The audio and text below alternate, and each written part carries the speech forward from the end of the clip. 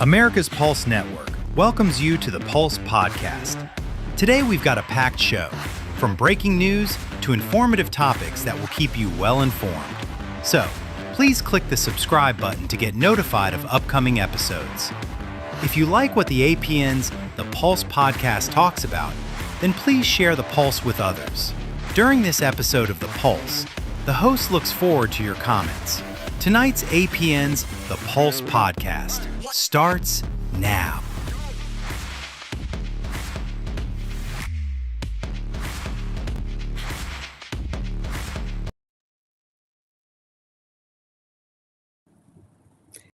Good evening, America. Welcome to the America's Pulse Network. I'm Elana Barbera, and I am guest hosting tonight, but I will have Damon, Galdo, and Seth Eisenberg from the network here with me.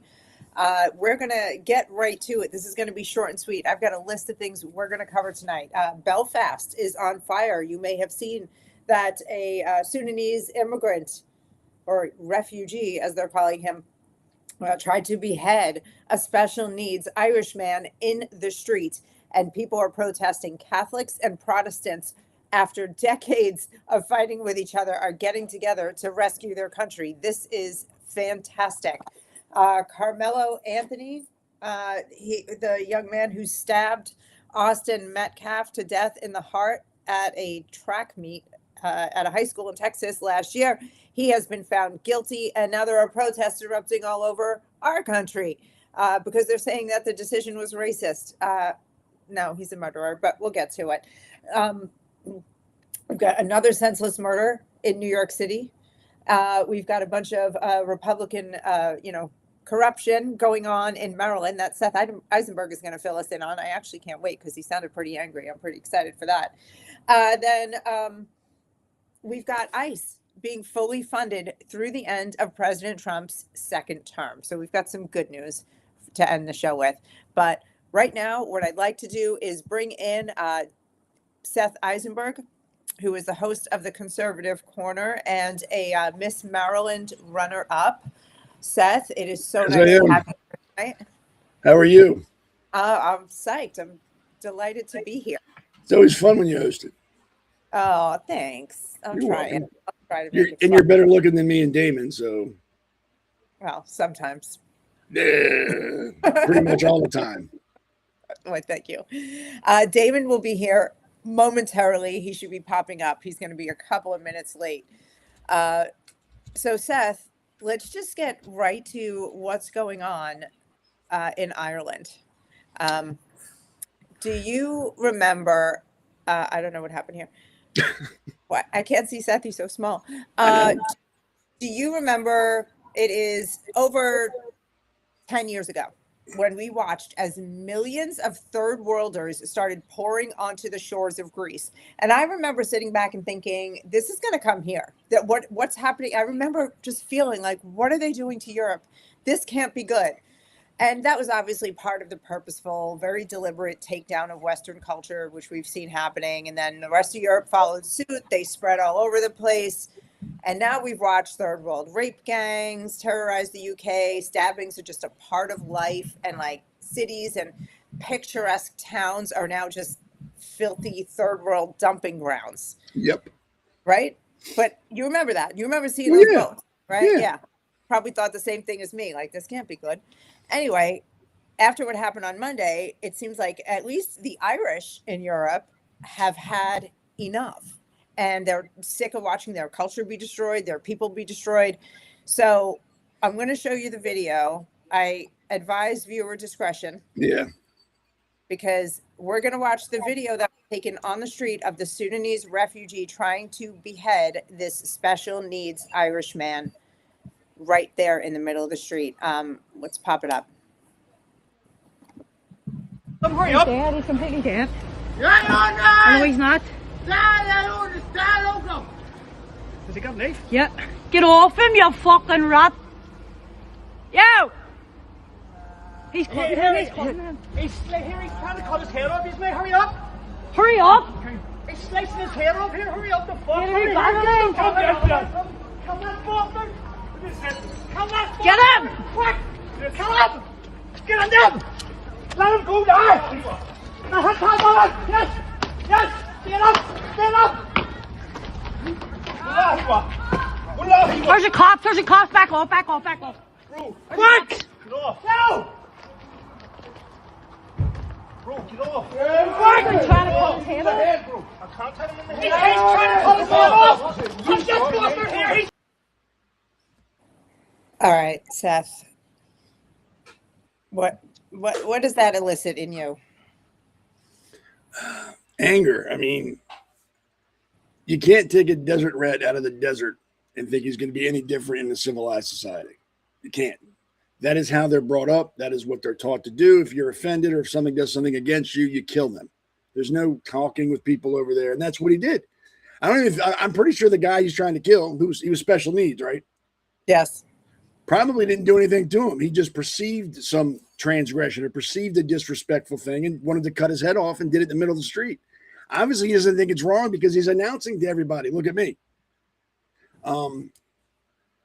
It's kind of ironic because you have Ireland, where this happened, who are condemning Israel for a make-believe genocide while people in their country from another country are killing their own people. They've got it backwards. Israel ain't the enemy. That wasn't an Israeli in the middle of the city trying to cut off somebody's head. That wasn't an Israeli raping people. Those aren't Israelis. Those aren't Jews. Those are Muslims. There's a common denominator with the problem across the world. Muslim is the common denominator. Islam is the common denominator. This is acceptable in that religion. Like I've said before, Christianity is based on choose. Islam is based on submit. That's all you need to know. Well, that's 100% true. Although I will say this is generally, in this case, it's a Muslim problem, but Haiti isn't a Muslim country. And the Haitians that come to America are really not much more civilized than that Sudanese man that we just saw. So it's not, uncivilized behavior is not the sole, hallmark of Muslim people. And I'm not saying all Muslim people either. There's I'm clear on that. I see this as a third world invasion problem. I'll go with that. Let me take Muslim out of that and say third world. Yeah. It's a third world problem. Yeah, it's a first world problem because they're importing them. Right. Yeah, we are becoming the third world. So people have had enough. So that happened Monday night. Yesterday, violent protests were breaking out all over Ireland, and this is people who have just had enough of being abused by their government. I mean, buses are burning, stores and homes are burning, migrants are being chased out of their neighborhoods where they've been living for free, and it's just enough. And I want to show you, Seth, some footage of the response that I've collected, and I've overlaid it over the commentary from a journalist in the UK called Will Kingston. Okay. And what he is saying about this, it really feels like the way we saw those boats hitting the shores of Greece, and we knew there would be future trouble, and now it's happened here on our border. What he's saying here, I'm like, we're next. Oh, yeah. We're going to have people being beheaded in the streets next. We're already having Americans be murdered. Really, it feels like almost daily by illegal aliens from any random, any number of third world countries. Yep. What he's saying, though, we really need to listen to. Let's pop it up. I'm so sick of this equivocating from the left, this both sidesing this. Let's hold two ideas, no heads at the same time. Let's talk about the far right at the same time as we watch a man being decapitated in the streets. Damn. This isn't a day to talk about, the influence of the far right, and then we can talk about the guy being decapitated after that. Why not? There is a direct... Because if we don't talk about it, no, I'm not. I'm going to finish. I'm not finished. I'm not finished. I was just letting that sit in the air for the audience to make their own judgment. There is a direct line between the people who say we need to focus on language and the violence that you are watching on the streets right now. Nana, you made the right point. People are not listening. Our people are not being listened to. And when you have the feeling you're not being listened to, you feel like you have no other recourse apart from violence. To your point, that's not right, but that is human nature. And unfortunately, the politicians have been able to suppress these narratives with the rape gangs and with illegal migrants for so long, but suddenly with Henry Novak and with the actions we saw this morning, there is footage. And you can't unsee what you've seen with your own eyes. And now they can't just say these are isolated incidents because clips are building and building and it becomes a trend, which breaks their whole, we just need to live in multicultural harmony together and everything is hunky-dory. They have to feel anger with us. They have to empathise with us, or else you are going to see more violence. Seth, what do you think? I don't ever advocate for violence. Violence begets violence, begets violence, begets violence. It doesn't end. But I understand there comes a point where talking is not enough. Where you go to your public officials and you beg them, hey, look, you got to look at this. We can't keep doing this. There's problems. And they ignore you and ignore you. I understand there comes a point where you go, you know what? I've tried to talk to you enough. I'm done talking. When they're trying to kill my fellow countrymen in the street, trying to cut their heads off, when you let them live for free on my tax dollars, when there's violence and there's poverty everywhere because we can't take care of our own people, but you keep allowing these third worlders into my country and pushing me back, I'm done talking. I understand the frustration 100%. And I think the rest of the world needs to start looking at Ireland and then looking at their country and looking at their elected officials and go, what are you going to do to stop this? When are you going to say enough's enough? We don't want this anymore. No country other than their politicians are wanting this. They're not going, hey, send everybody to our country. We'll take care of them for free. The politicians are, but the population isn't. Look at Poland. They don't let anybody in, and they're happy. They've got no issues going on. They don't let anybody come in, and that's how it needs to be. You know what? We'll help you make your country better, but you're not coming to ours to make ours as bad as yours anymore. Well, if need be, we'll send you money. We'll send engineers. We'll send construction companies. We'll help. But we do that. We send money on the front end, and then and nothing gets better, and then they come here and take more. You're right. It's all a scam. Hey, big boy. How you doing? How you guys doing? I'm just ranting and raving. I got the pulse chest right now. Look, I got the pulse chest. That's nice. But I mean, I've said it before and I'll say it again. We need to shut our borders down for 5 years. Don't let anybody come in. Everybody's here illegally needs to be put out. And then we take care of ourselves for 5 years. We do what we need to do to make us prosperous and strong again. And then at the end of 5 years, we can reevaluate. Hey, all right, let's start letting people trickle in. But it has to be difficult and expensive to come to our country and become a citizen. I'm not all for making it easy. It needs to be difficult because you need to really want to be here. Not just because, hey, I can get free stuff. Yeah, which is happening. So, Damon, we're talking about the man in Belfast, the Sudanese migrant who tried to behead the Irish special needs man, and the violent protest reaction that is happening in Belfast. And I mean, I'm sure it's happening right now as we speak out there. Yeah, I was listening in the car way here, so I pretty much caught up on what you guys were talking about. Yeah. Okay. Good. But yeah, I mean, what Seth said pretty much of closing borders. It can't just take third world issues here. I mean, a lot of people are coming here for free. I mean, look, over in Europe, I mean, look what happened here in this country too. At least we got lucky enough that we had somebody close our borders, and it would have gotten worse. But you know, they're third world issues, and I don't know. I'm sorry to say it's not my problem. It's not my issue. They need to get their stuff in order, you know. And we just let people come over, and they only want to come here, like I said, for the free stuff because they can get on welfare and everything else. But the way they live their lives is a lot different than the way we live ours. I mean, who tries to behead someone in the street? Because you know what? They probably saw it happen in their country multiple times, like a normal thing. That's pretty much it. So that doesn't happen here or there, you know, where the video was. It's not a normal thing, but they're used to seeing that, I guess. So we can't let people in like that. Yeah. I mean, I you know, we cut the heads off chickens, right? and we do that behind closed doors, and that's that's God's design. That's the order that it's supposed to be, that we eat the chickens. But there's organizations out the butt that protest that. They fight chickens. They do that, but there's nobody lining up screaming and yelling about this. This country and this world is so fucked up. It's backwards. Yeah. In the name of diversity. This is diversity. This is cultural enrichment, according to them.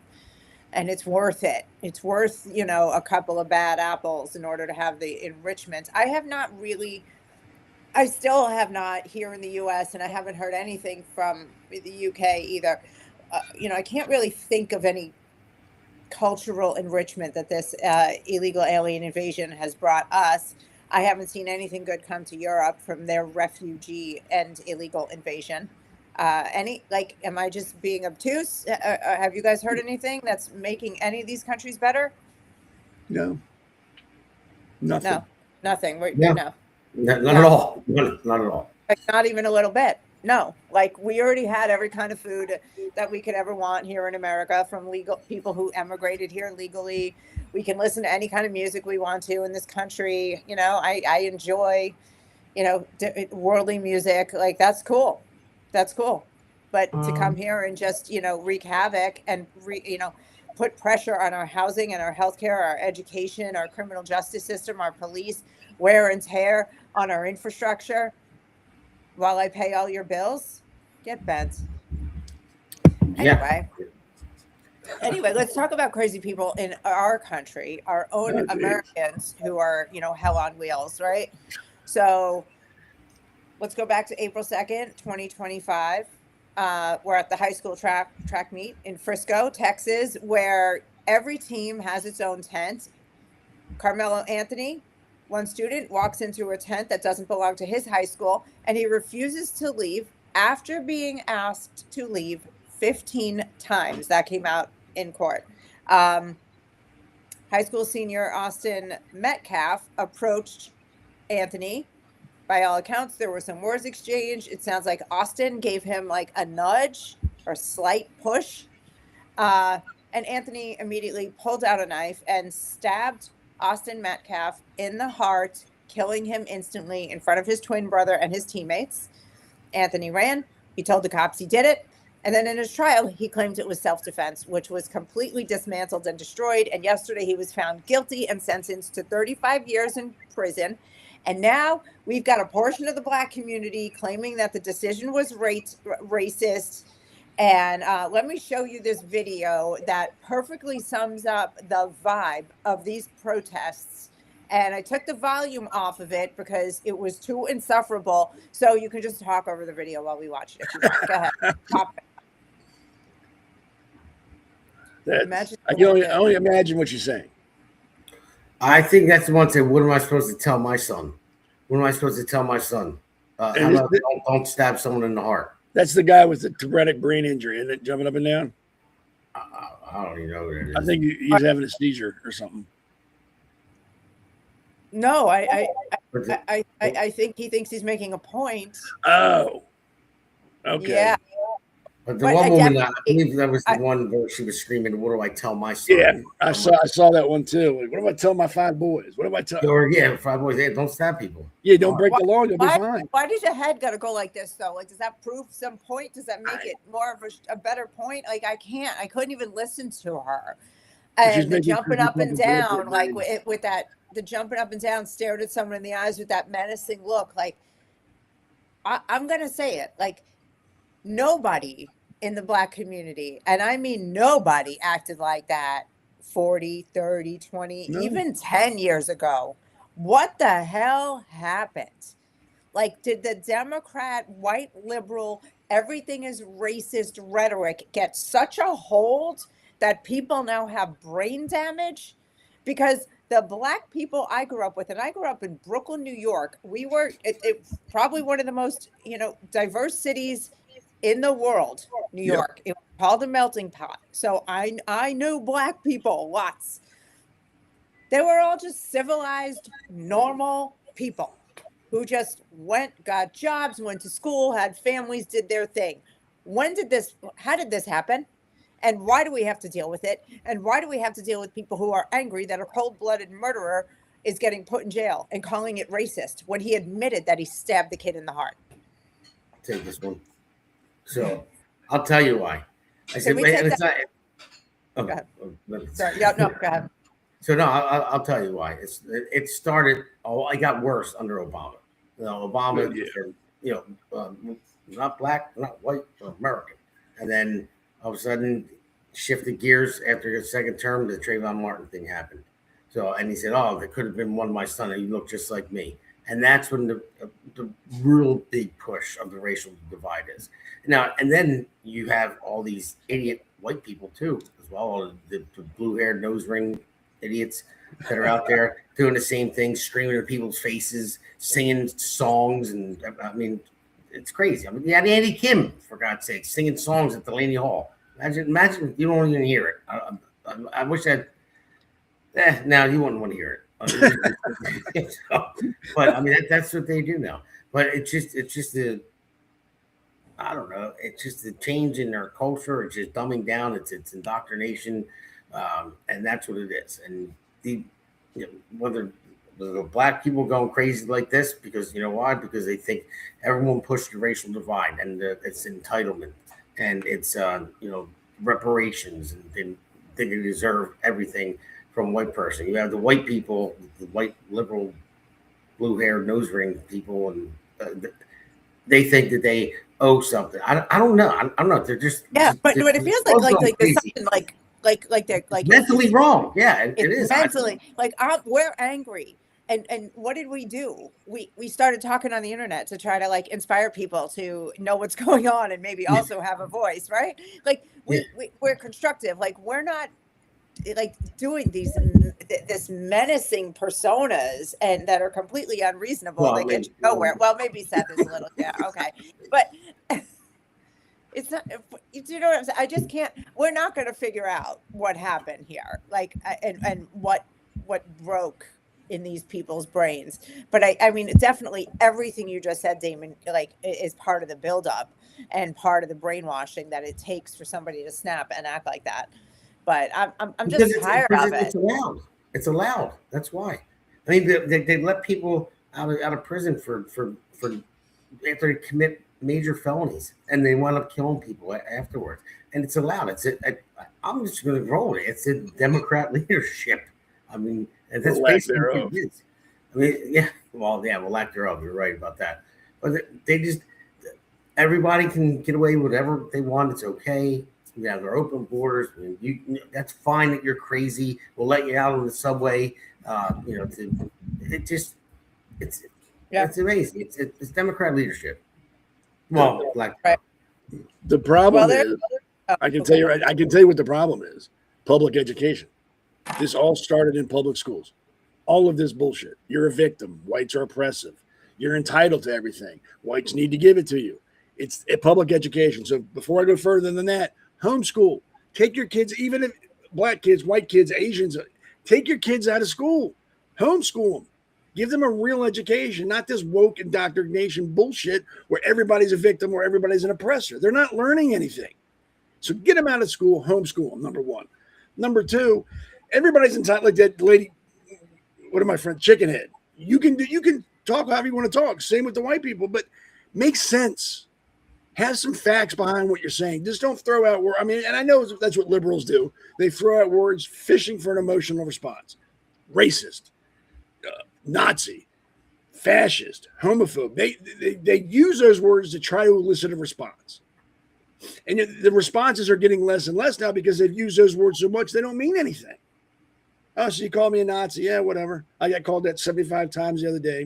Doesn't mean so much. And my question to all the black people who are upset and saying it's racist, what would have changed if it were a black jury? With the evidence that was presented, the testimony that was given, what would have changed? Yeah, well, how would you have found him not guilty with all the evidence and testimony? Unless you base it solely on color. Which was done in the OJ trial. Yeah. Do you remember the documentary of the OJ trial where the black juror said that she just couldn't bear to put another black man behind bars, so that's why OJ got off? I mean, so if you have those kind of people, that's what would have changed. But she Well, that's admitted what that I that mean. was the reason. Then they need to say that out loud. Then they need to hear themselves saying that out loud. That I would But offend him just because he's black. But they're okay with that. They are, but there are a majority of black people in this country that go, "Hey, wait, hold on. Yeah. You're telling me you let a murderer off just because he's the same color as me? That's bullshit." I firmly believe there are more common sense, level-headed people in this country than there are morons like we had on that video. It's just that the common sense, level-headed people are afraid to speak up now. They don't want to get involved. They don't want to be called out. If you're a black person and you agree with this verdict, you're an Uncle Tom now. Now they're screaming at you, race traitor. Yeah. You don't want to come out. Well, one difference that I did see, honestly, is, they had those protesters out there, the nuts out there saying what they were saying. And listen, I know a lot of people were upset with Trump and everything else, but him getting in office and just like cutting all the bullshit out, with the closing the borders, there would have been riots. Oh, yeah. Him sending the National Guard to different places where there were riots. I mean, if this was when Biden was in, or God forbid Kamala Harris was in, oh, Jesus, it'd be riots. So that's the thing. If we get Democrat leadership back in, then we're going to go right back to that stuff. Oh, no, Yeah. We really are. I mean, 100% go back to it, because it's that they want this. They want the division because they want the power. They'll do anything for the power. They don't care how many people get hurt. They don't care how many lives that they've ruined. They want the power. They want to stay in power, and it doesn't matter to them at all. Now, listen, not every Republican is great either. I'm not saying that, but this one is. So, and these two are. So, well, maybe not him. And let me say this, and I think I can speak for everybody here and everybody who's watching now and later. Had the evidence come out and shown that Karmelo Anthony was innocent and was self-defense and he was convicted, I'd be right out there with everybody else screaming and yelling. That's unjust. That is not right. It did not show that. But it didn't show. It showed that he was wrong. He admitted it. He told the cop it wasn't alleged. I did it. He ran, which shows guilt. I don't care what anybody says. Innocent people don't run. Well, no. You know what? If it was truly self-defense and he ran away because he was scared, I could buy that. But it wasn't. He'd have ran to a cop. But why didn't he run to a cop then? Right. No, the evidence played out very clearly that it wasn't self-defense. He wasn't threatened. Did you hear what Jasmine Crockett said? Yes.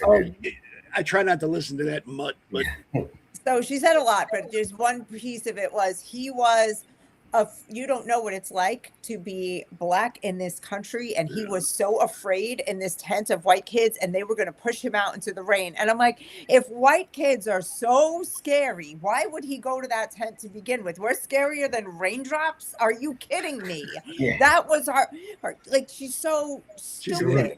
They're going to push him out in the rain. I'm melting. Yeah. I'm pushing him out in the rain. I know. I heard that. I'm like, and don't get me wrong. I think I think Metcalf let his ego kind of take over for a little bit there. It wasn't his place. He could have got the coach. Coach could have told him to get out. Coach could have got somebody to move him out. I get it. But what Metcalf did not earn a murder. He did not earn to lose his life. A shove doesn't need to be answered with a knife to the heart.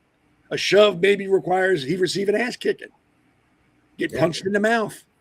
And you don't stab somebody over a shove. But even all the witnesses who were black and white said that the shove was gentle. It wasn't like it was something more like a danger shove. It was more like a get out of here. Yeah, like not even a push, and it. So anyway, and he got 35 years. He was looking at 99. He got 35, which means in Texas he gets eligible for parole when he's in 17 years. He's going to be a young man. He gets to live his life. Metcalf's dead. Yeah, he doesn't get any more chances. He doesn't get to go in and do anything else. In 17 years, he doesn't get to come back. 35 years for a first-degree murder is a very good sentence for him. He got off light. That is especially in Texas, where they hang you for speeding tickets. I mean, come on. He got off real light. And anyone that stabs somebody in the heart after getting pushed. I got in many fights in my life, growing up in Philly when I was younger. And, you throw your hands. If somebody punched me, I'd punch him back. I wouldn't even think about pulling out a knife and stabbing him in the heart, even if they punched me in the face. No, because you're not a psycho. Yeah, so if I was on that jury, I would sit there and think he wanted to do it. Like that's something that he wanted to do. Well, didn't they He say did in the say something testimony? like start with me and find out. You know, In the testimony, he had his hand in the bag on the knife before he got pushed. Yeah, he was It ready to wasn't like go. he got pushed and then reached into the bag. His hand was in the bag on the knife before he was pushed. So yeah, I think he was like, "I'm gonna stab this dude." Yeah, I mean, only psychopath would just pull a knife out and stab someone in the heart. That's all I can say. Yeah, unless they were trying to stab you. So. Here, I've got one more video to show you though. So this, a journalist went up to people outside the courthouse who were under a tent, you know, kind of like a tailgate for the you know, decision. And it turns out that some of the people in this tent were Karmelo Anthony's family members. So if you have questions about why this kid acted the way he did, this is a standard by my evaluation. The apple does not fall far from the tree situation. Let's look at the video. We're just here with press just to record and talk to you guys or see what's going on. Okay. Okay. It's a free country. You're in public. You're in public. Okay. Okay. Well, you're in public. I'm just asking. Yeah. Bitch, go! Whoa. Hey, move the camera, bro. They don't want to. It's free speech. It's free speech. Why are you throwing stuff at us? Yeah, why are you throwing stuff at us? What the hell is that? All right, well, they're throwing water bottles at us while we're recording. By the way, there's signs right here that says, self-defense is not a crime. Karmelo Anthony should do no time. And there's also this sign right here says, hands off.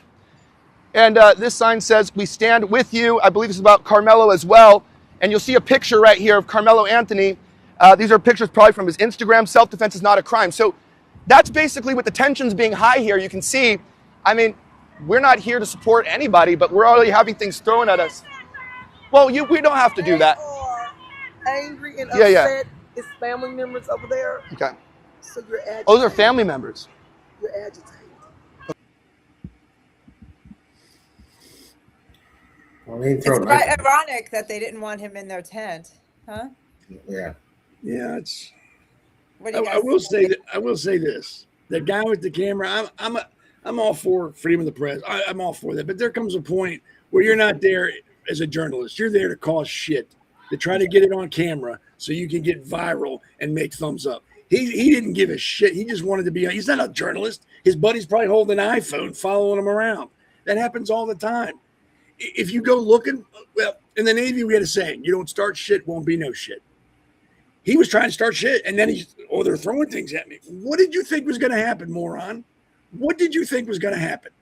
A real journalist, a reporter would have said, okay, sorry, and backed off and done his report away. He stayed there to try to agitate it, and that happens all the time. That's what aggravates the shit out of me. Just because you have one of these doesn't mean you're a journalist. Doesn't.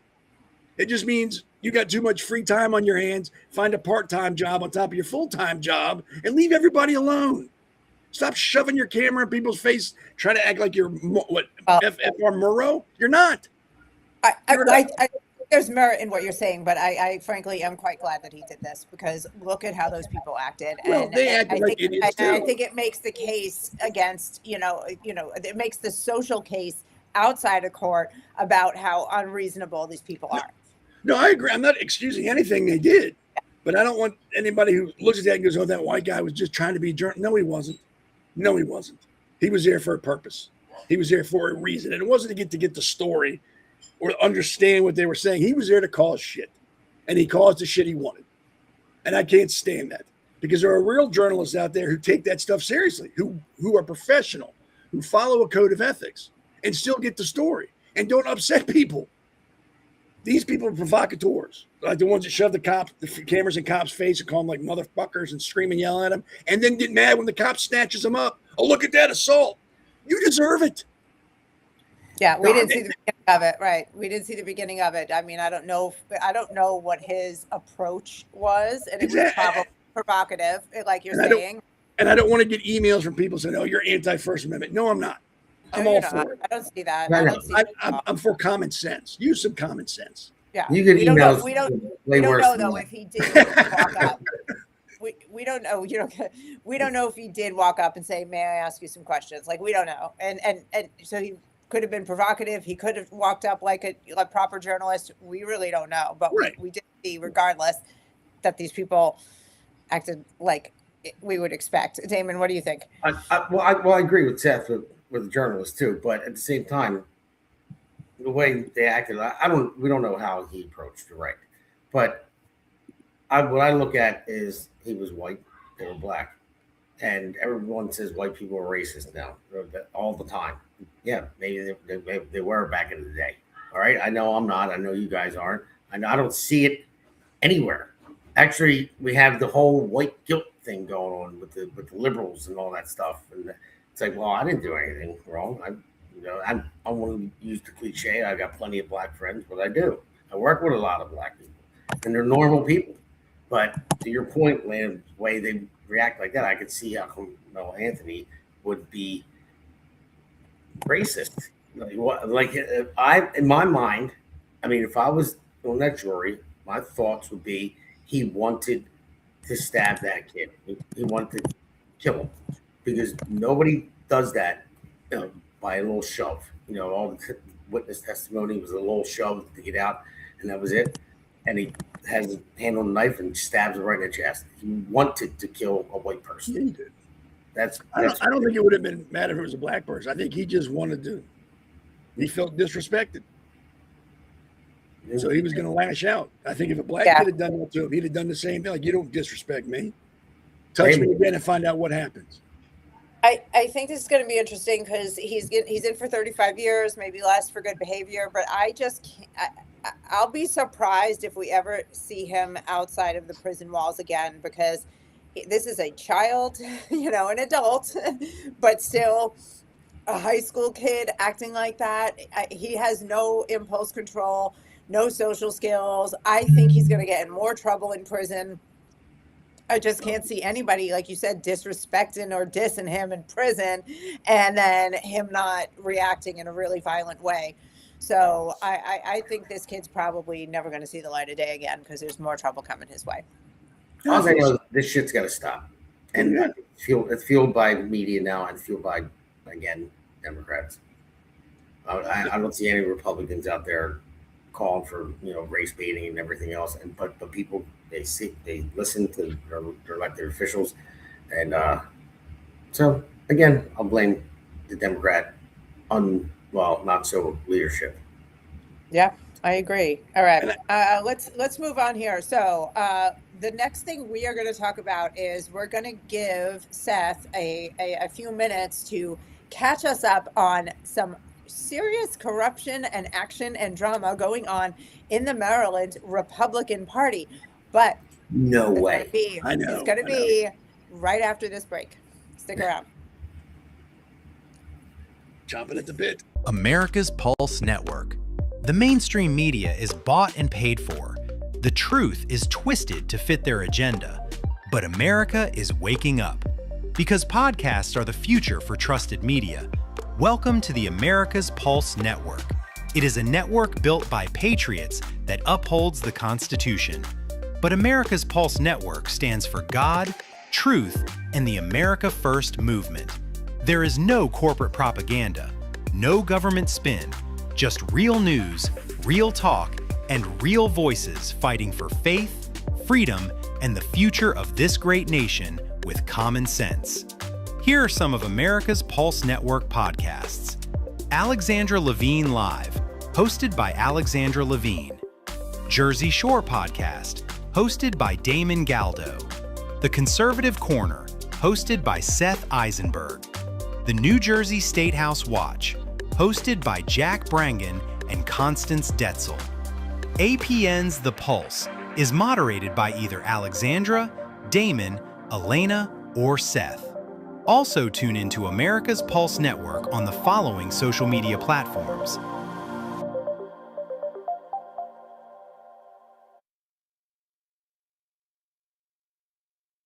Join the revolution because the pulse of America beats for God and country. America's Pulse Network is for faith, family, freedom, and truth.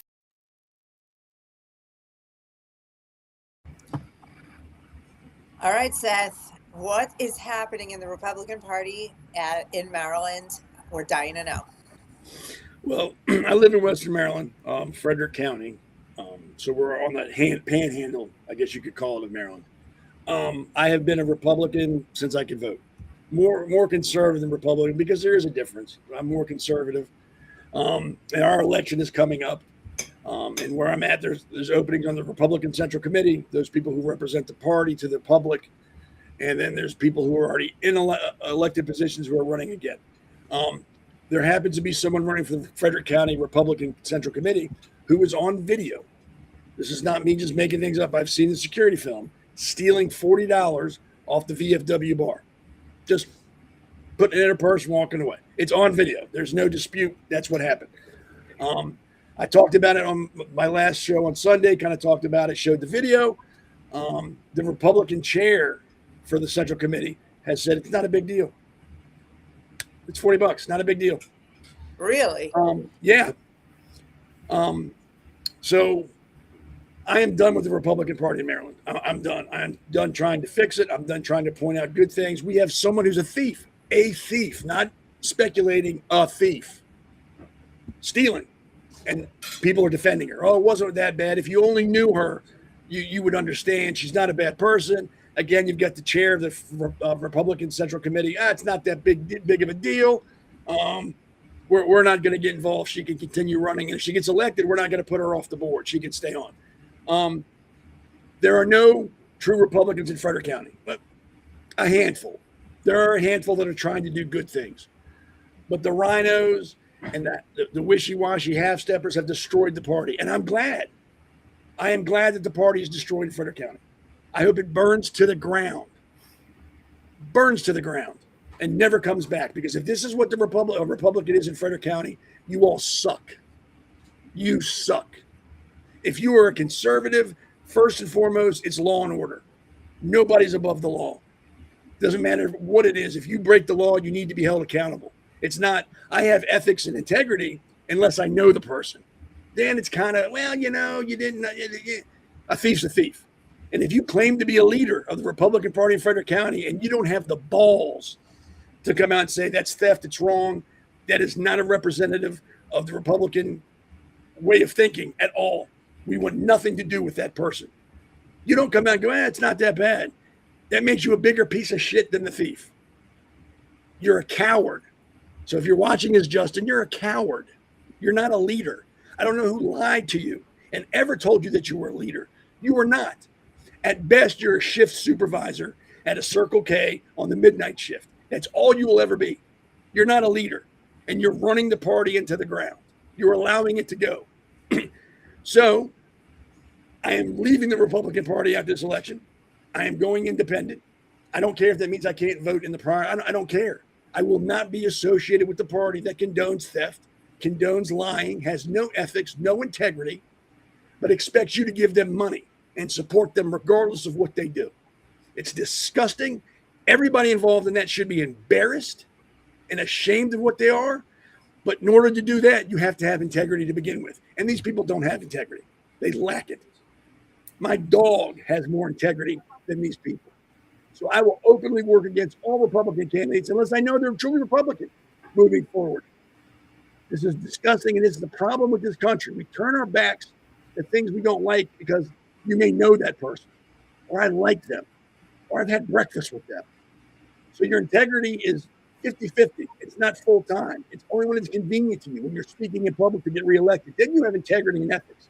Behind closed doors, you have none. And these people need to be called out. And this is not just happening in Frederick. It's happening around the country. Every time something pops up, people ignore it. Oh, he's a Republican. Oh, he's a Democrat. It doesn't matter. Wrong is wrong. Hold wrong accountable, or it just gets worse. Well, who was it? He's blowing the steam off his head. Who is this person that stole off the bar? I wish we had the clip. I wish I knew we were going to talk about this. I would have made sure to include it. Patricia Kelly. She's running for Central Committee in Frederick County. And what is it? Just tell me the story. She's at the VFW. She's on security cam. She was there for a meeting, I believe, the Frederick County Conservative Club.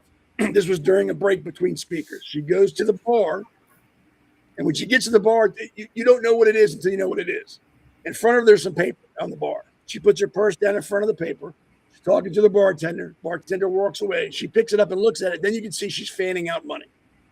And there's a bill. So it's a bar tab. So she puts it back down. So she picks it up, sees what it is, knows it's not hers, and puts it back down. Talks to the bartender some more. I think she gets a drink or she's paying a bill. He walks away again. She picks it up, palms it in her hand, puts it in her purse, and looks around. Pays her bill and leaves. She says, I thought that was my money. It was an honest mistake. I didn't know. That's what passes for a Republican in Frederick County. And to the Republican, I guess it's already person in position. She's an elected official who's Republican who jumped on me online today. You're a piece of shit too.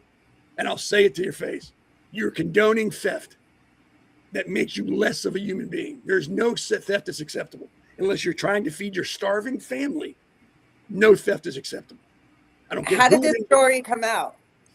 The president of the club sent me this video. She goes, "Do you believe this? Look at this." And I was like, wow, what the hell? And again, the Republicans have rallied around her. It's not a big deal. That's kind of a first. You know, welcome to Frederick. Really that's a Democrat thing. They don't care if they smother a puppy. You know, they still rally around the person. I mean, look at Graham Platinum, whatever. I think that guy. I had to watch it. I had to watch it 4 or 5 times to get my head around it. Like, you're really defending this? There's no. But they're not Republicans. They're not Republicans. And on top of that, it's at the veterans of foreign wars. What are you stealing from them for? Yeah. Right. So, yeah, I'm done with the Republican Party. If that pisses people off that watch this or watch me, I'm sorry. I'm just not going to enable an unethical, unhonorable party anymore. They're not getting any more of my time. And I will speak out against them until the day I die. I can't. I was raised better. Theft is theft. I appreciate that. I feel that, and I'm disgusted too. And I agree that this should be called out. And I will be reaching out to you afterwards for the details because I'm certainly going to talk about this on Instagram. And don't get me wrong. There's a handful of Republicans in the Frederick County that are great that I will support no matter what party I'm with, but they're outnumbered. But are they saying anything about this? Have they spoken out and made a statement? Oh yeah, they said she needs to step down. That she can't be in the race, or she has to sign something. Yeah, I think you can't step down in Frederick County now. We've passed that date, so they want her to sign an agreement that if she wins the election, she will voluntarily step down and not run on the Central Committee.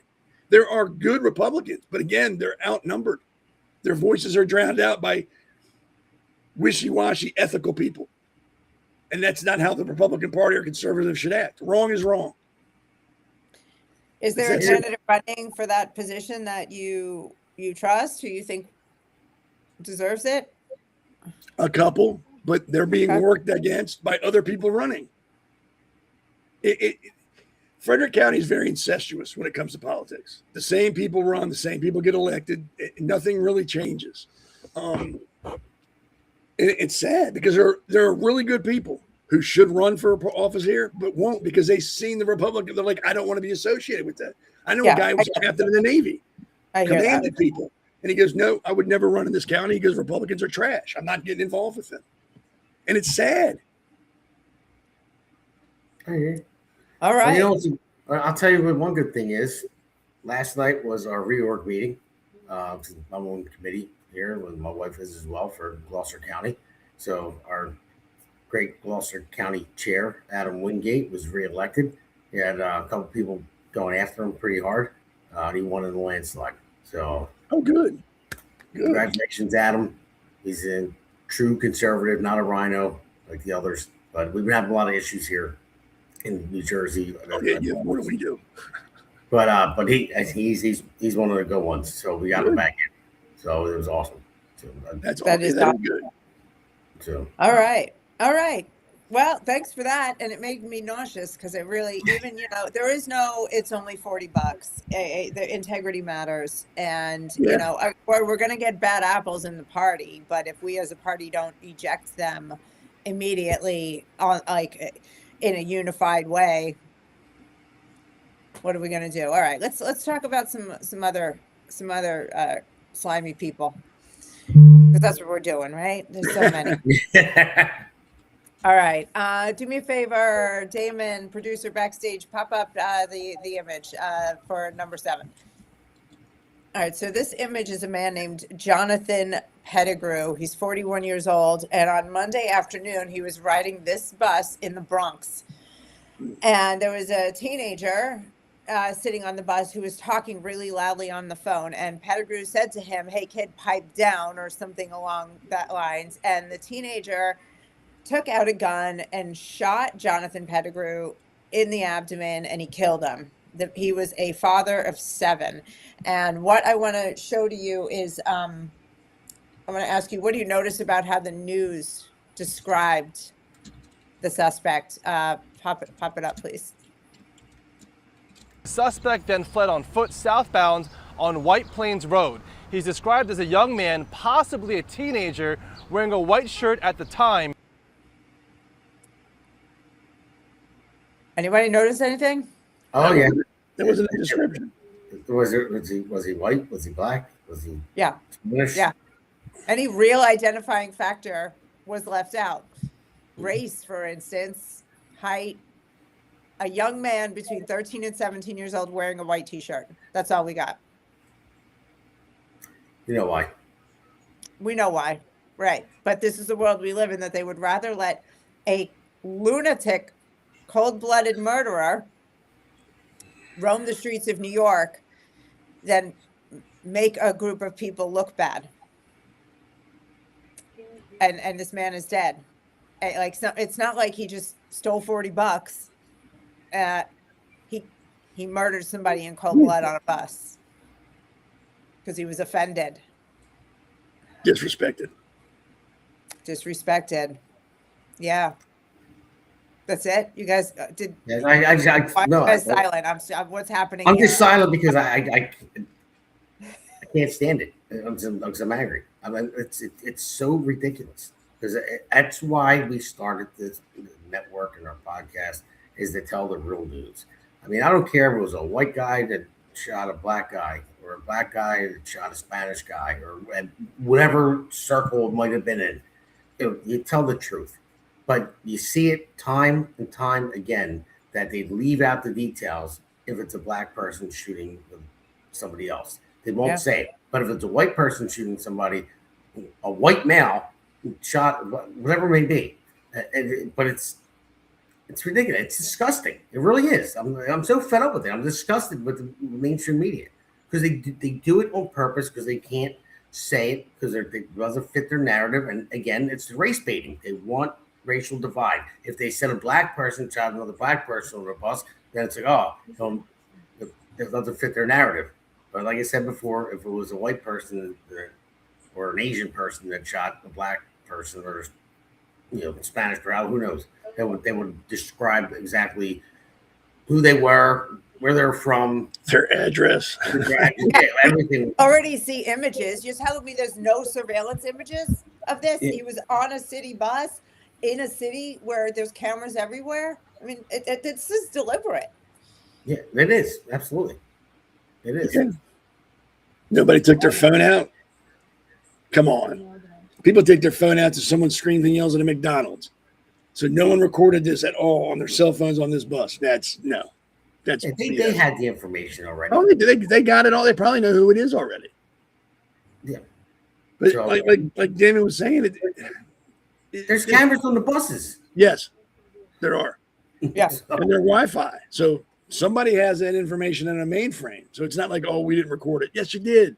Yeah, it's been recorded. The news has it already. They just didn't want to say it. And it's really disturbing. Really, really, really disturbing. That's why people gotta stop watching that shit mainstream media, because they do this on purpose. They do it on purpose. It's just tell the truth. Just say what actually happened. The truth is not racist. Truth is truth. If it's a black guy, say it's a black guy. If it's a white guy, say it's a white guy. It doesn't matter. Truth is truth. Yeah, especially when you're describing a suspect. Yeah. If you know that he's black or you know that he's white, at least that cuts it in half. Right? Yeah. I mean, Yeah, cuts in half. There's, I mean, there's danger. Like the people of the city are now in danger, but we don't want to hurt feelings. But and I'm going to take it a step further than Damon. I agree with everything Damon said. I mean, very rarely do I not agree with the hammer, and it's not because he's the hammer. I just agree with him more than not. I want to take a step further. Excuse me, I'm sick. There aren't really men in this world anymore. They've been beaten down and told being a man is wrong and it's toxic.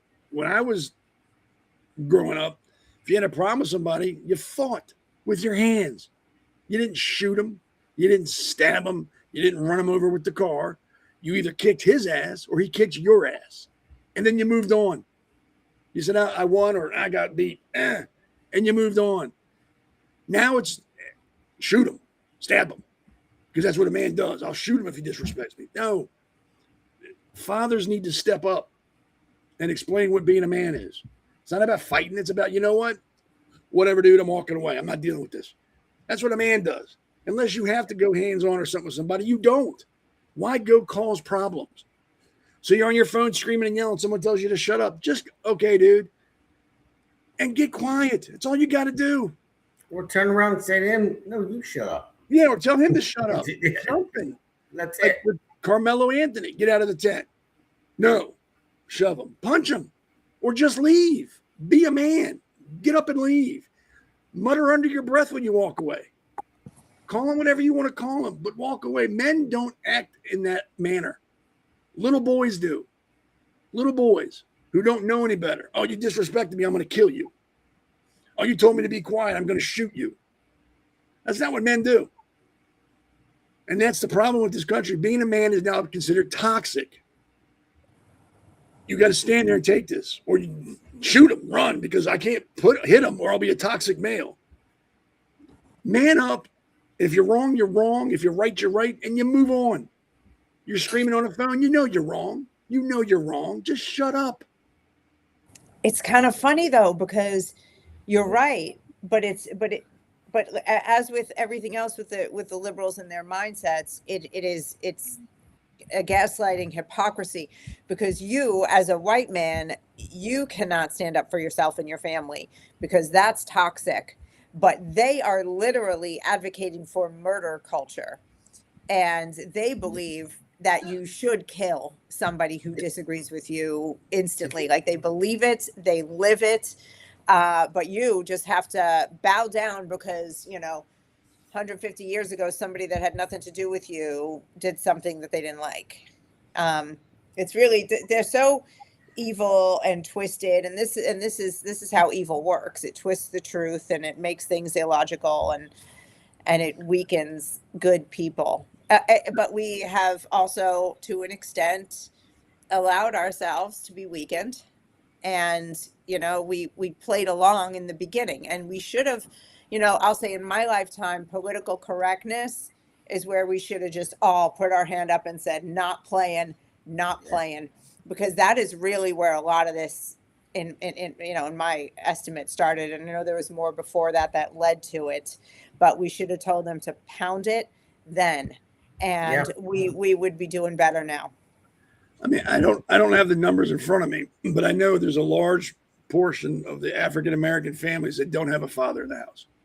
I think it's like 45, 50%, some crazy number. I think it's like 60. And studies have shown fathers not in the home will lead to criminal behavior, will lead to high school dropouts, will lead to drug use, will lead to lower education.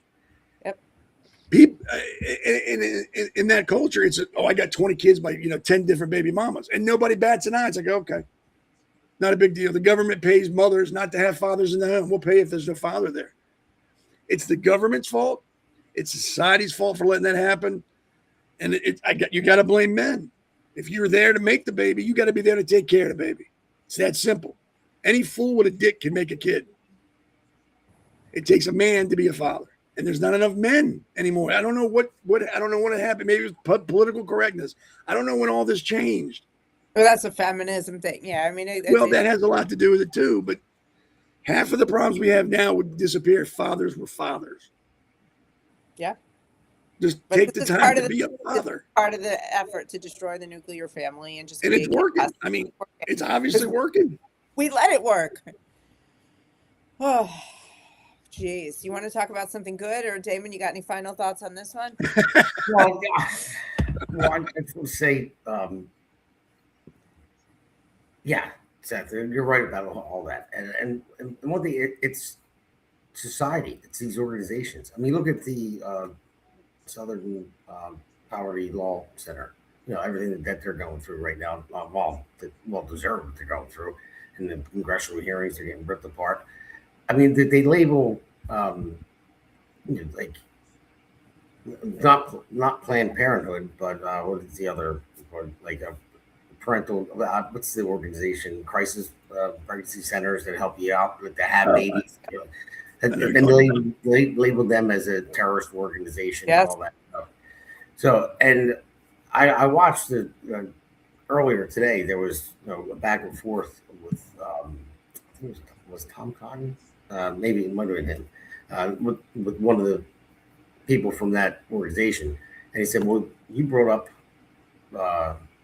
Planned Parenthood and women's rights." I said, "Well, but you don't label them as a terrorist organization." He said, "You don't." How many black babies were aborted? It's like 40 million, and they're 13% of the population. I said, so they're killing people, but then people that want to have babies, you're labeling them as a terrorist organization. People that prey outside of, abortion clinics. So it's just so backwards. So they're just this. Yeah. Yeah. I agree. All right. 100%. All right. Let's talk about something positive. Yes. So there was, a nice clip that came out of the White House today. Let's pop that up. This morning, I'm thrilled to sign the Secure America Act to immediately and fully fund the Department of Homeland Security through the end of my term. So we won't have that to be talking about anymore, Lisa. No, we will not, sir. We'll give the heroes of ICE and Border Patrol, and that's what they are, they're heroes, what they have to go through to keep us safe, the support and resources they need to defend our borders, protect our homeland, and to keep America safe. The 70 billion big ones are going to fund ICE through the end of Trump's second term, despite months of Democrats screaming and crying about it. What do you think? I think people need to realize that we're the only country that has a law enforcement guarding our borders and not the military. Most countries use the military to guard their borders, which means they don't play with you. They're not there to arrest you. They're there to kick your ass and throw you back across the border immediately. Here we have law enforcement that follows rules. So they should be happy that we're not some third world nation that has special forces or army units on the border chomping at the bit to beat somebody up. I don't understand what the problem is with enforcing your borders.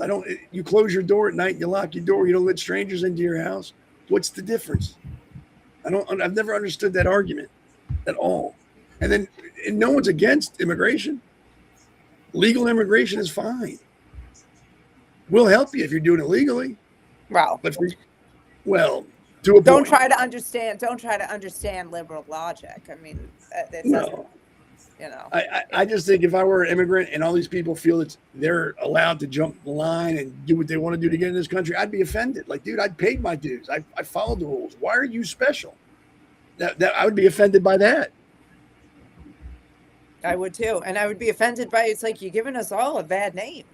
Yeah. Coming here, trafficking children across the border, how many women were raped, how many, or killed on the journey, how many, billions probably of dollars were made by smugglers to bring these people here. Then they come here and they get everything for free and they're leeching off of, Americans. It's really not right. Look what Massachusetts did. The governor gave illegal aliens apartments with full rent paid for 2 years because they were all in the hotels. And when Trump came into office, she had to get them out of the hotels because it would have been too easy to just throw a net over them. So she put them into apartments all over the state to make them harder to find. 2 years of rent paid, plus food, plus health care, plus cash.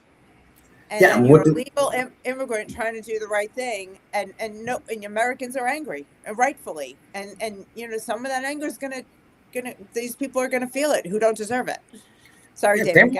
Look at the younger people that are graduating high school or graduating college. They choose to go, and they can't afford a home, especially in New Jersey.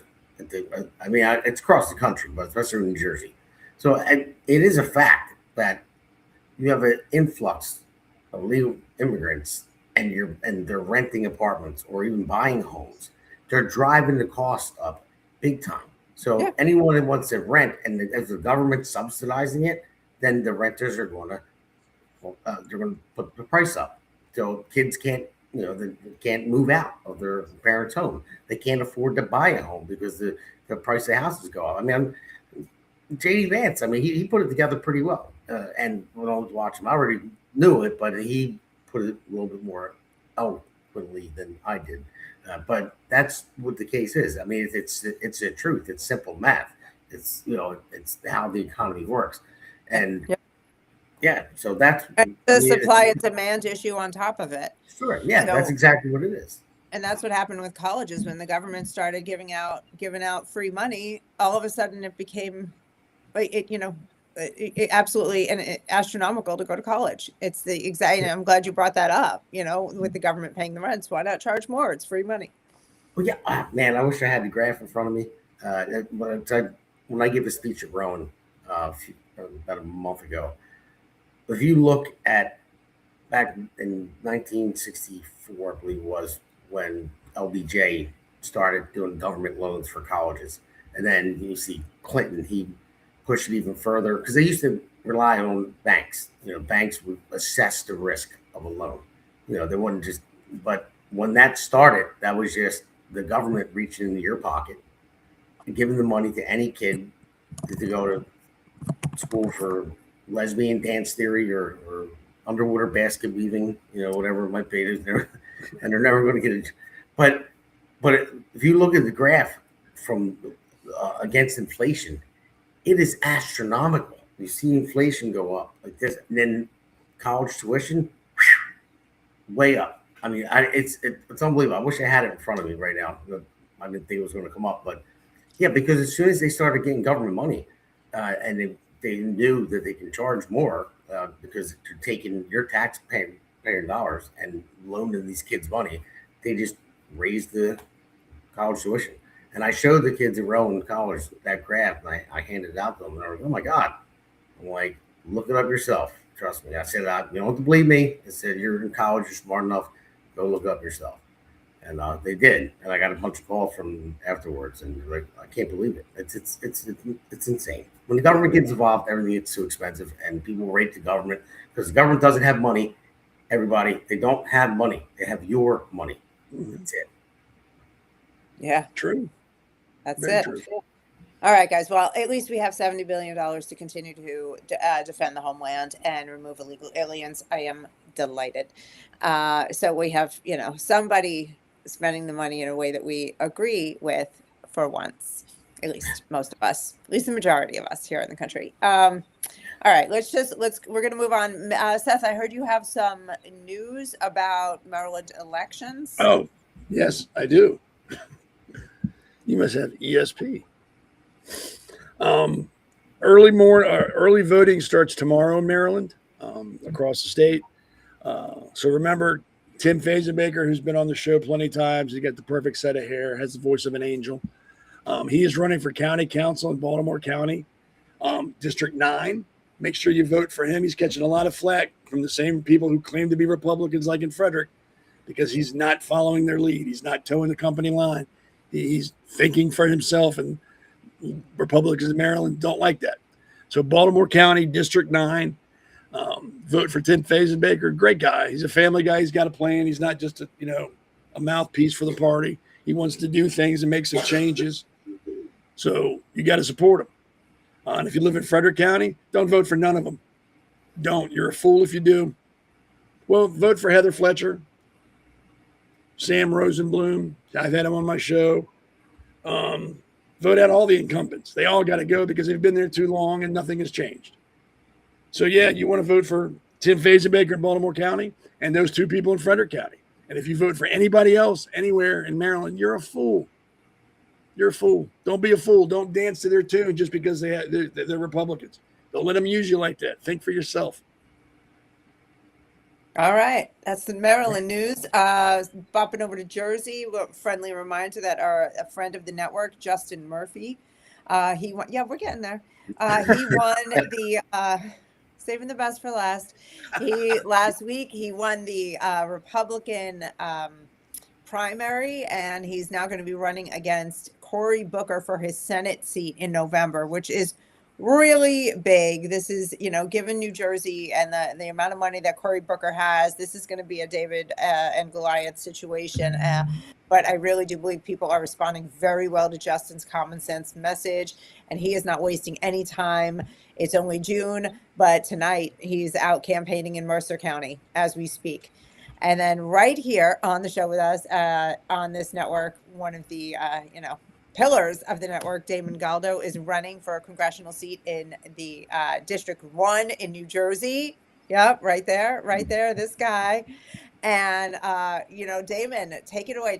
Give us a campaign update. What's going on?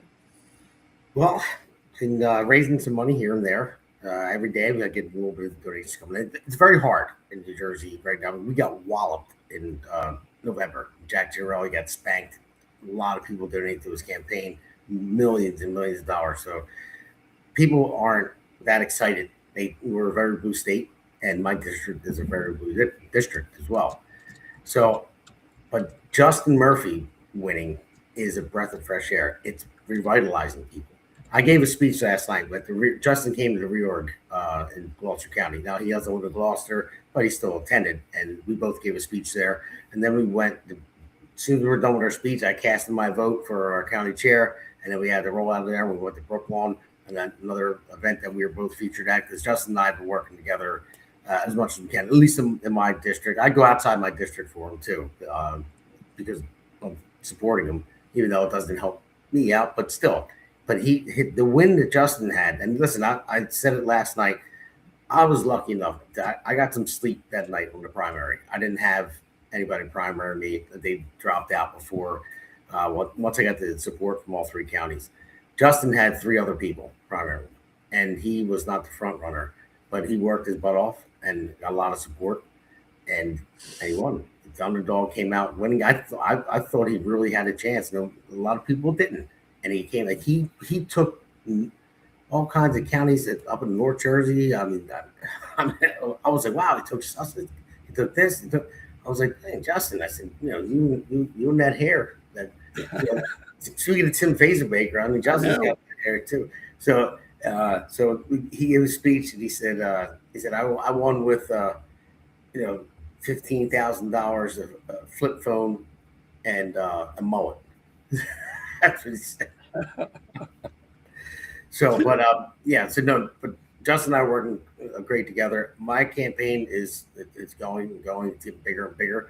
Getting a lot more followers, a lot more donations now that I've won the primary, and I've been just going to every event that I possibly can and giving speeches everywhere. And the thing is, I'm going to places where nobody else goes. People say, don't go to Camden City. Why not? There's 43,000 voters there, and they're people. And I love them just like every other voter. So I've been spending time in Camden City. Right on. Then we have a team. We have a Camden City team. We have a Gloucester County team. We have a Camden County team. And then Burlington County only cover two towns. So the Camden County team is taking care of that. And Jack Brangan reluctantly stepped up, a campaign manager. And so did Constance Sitzel. They have, a show under our network as well. Oh, that's wonderful. Yeah. I didn't know that. Congrats. That's a good, yes. They're very, very smart team. So that's great. Yeah. So they're working together, and they're very supportive. It's been a tough time. And so I just got to say, on Monday, At the end of the show that you did for me, that was, I mean, that was amazing. What you said about my sister, it really was, and I thank you from the bottom of my heart. You're welcome, man. You're welcome. So, but she at least got to see me win the primary, which is great. Good deal. You know, and she was my biggest fan. With that, I have 4 other brothers and sisters. You know, they don't really get involved in politics that much. So, I mean, they're happy that I'm doing what I'm doing. They're proud of me. But she was the one that called in every radio show. She would, I mean, every single time. I talked to her daily. What are we doing next? What doors are we knocking? Where do you want me to put your signs? I'm going to miss her. So, Sorry. but Seth, your words were great. Thank you very much. Don't mention it, man. It was my pleasure. Well, I'm really sorry about that. Yeah, I'm sorry. I didn't want to be all sad. I'm sorry. No, it's not just not just the loss of a sibling, but loss of somebody that's really supporting you and the things that matter the most to you. That's an extra special sibling, and I'm sorry to hear that. All right.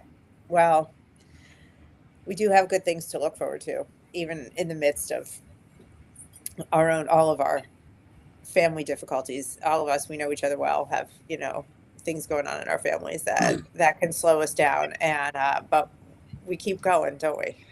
Yeah, we just keep, there's a lot, there's still, we have a lot of people in this country who think that because Donald Trump won that they can sit back and everything is just going to come together easily.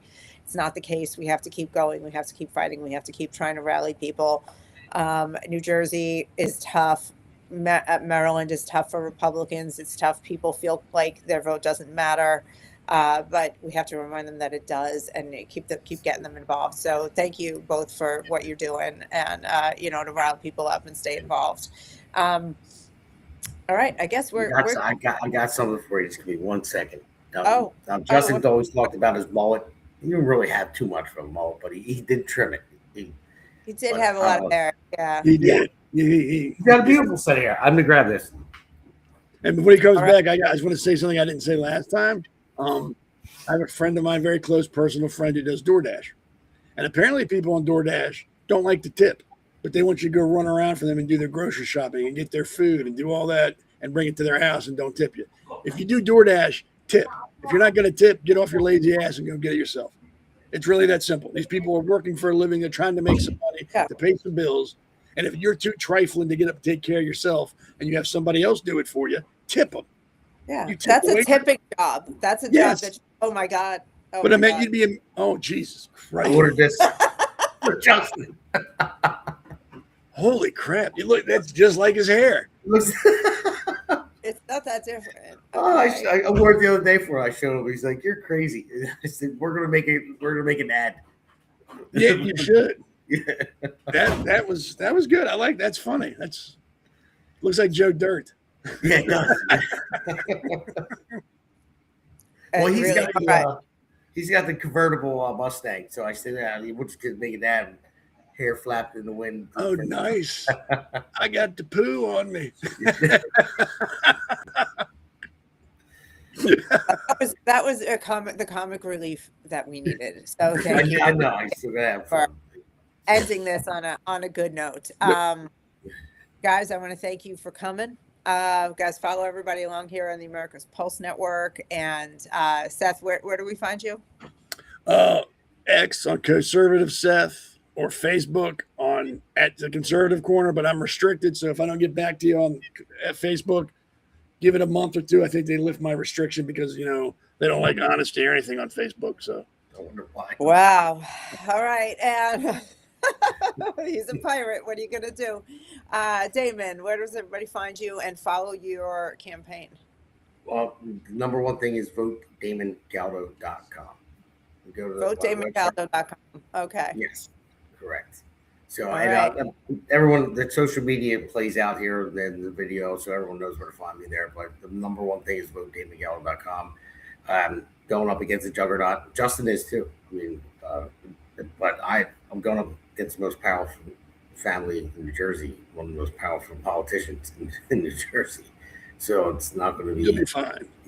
Yeah, you already tried to take me off the ballot, took me to court. You're good. I beat him there. I beat him once. So that was probably his best shot too. Going. All right. Well, everybody, if you're watching, if you like this show, like, subscribe, share, get the word out. And this is America's Pulse. We will see you again next Wednesday, same place, 8 p.m. And the only thing that would make next Wednesday's show great is if we all wore those wigs, but we'll see. That's nice. Good night, America. God bless. America's Pulse Network. The mainstream media is bought and paid for. The truth is twisted to fit their agenda. But America is waking up. Because podcasts are the future for trusted media. Welcome to the America's Pulse Network. It is a network built by patriots that upholds the Constitution. But America's Pulse Network stands for God, truth, and the America First movement. There is no corporate propaganda, no government spin, just real news, real talk, and real voices fighting for faith, freedom, and the future of this great nation with common sense. Here are some of America's Pulse Network podcasts. Alexandra Levine Live, hosted by Alexandra Levine. Jersey Shore Podcast, hosted by Damon Galdo. The Conservative Corner, hosted by Seth Eisenberg. The New Jersey State House Watch, hosted by Jack Brangan and Constance Detzel. APN's The Pulse is moderated by either Alexandra, Damon, Elana, or Seth. Also tune into America's Pulse Network on the following social media platforms: X, Rumble, Truth Social, Parler, Facebook, YouTube, and Spotify. Join the revolution because the pulse of America beats for God and country. America's Pulse Network is for faith, family, freedom, and truth.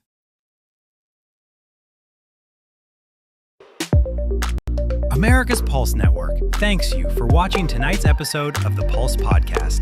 See you at the next packed episode that will take you from breaking news to informative topics. So please click on the subscribe button to get notified for upcoming episodes. If you liked what the Pulse covered, then share the Pulse Podcast with others. APN's The Pulse hosts look forward to seeing you on the next episode.